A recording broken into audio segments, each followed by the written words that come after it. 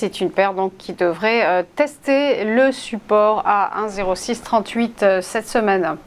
Oui, alors je vous le disais déjà la semaine dernière, et finalement la paire n'a baissé que de 60 pips, malgré les nombreux chiffres américains donc, qui sont sortis plus forts qu'attendus la semaine dernière. Alors il semblerait, c'est même sûr quasiment, que le PIB du troisième trimestre sera le meilleur de l'année jusqu'à présent pour les USA. Ça sera de l'ordre de 4% en annualisé. Alors de son côté, on a la BCE qui a monté ses taux directeurs, elle a fait le pari que la récession, en tout cas en Allemagne du moins, ne sera que légère.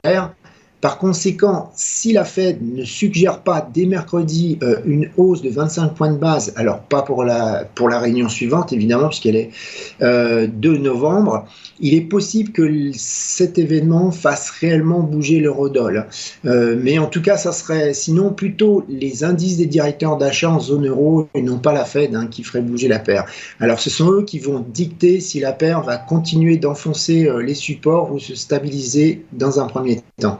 Alors si on regarde en analyse technique, on a un support donc à 1,0638 qui est le retracement de Fibonacci entre 2020 et 2022. Donc on avait le marché qui avait rebondi sur ce niveau en mai dernier.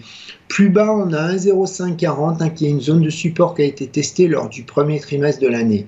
Et côté résistance, donc 1,0827, 1,0835, donc c'est le niveau où la moyenne mobile de 100 jours qui monte encore alors que la paire baisse depuis plusieurs semaines. Et c'est aussi un ancien support pour laquelle la paire a rebondi 2 fois fortement en mars 2022 et en juillet 2023.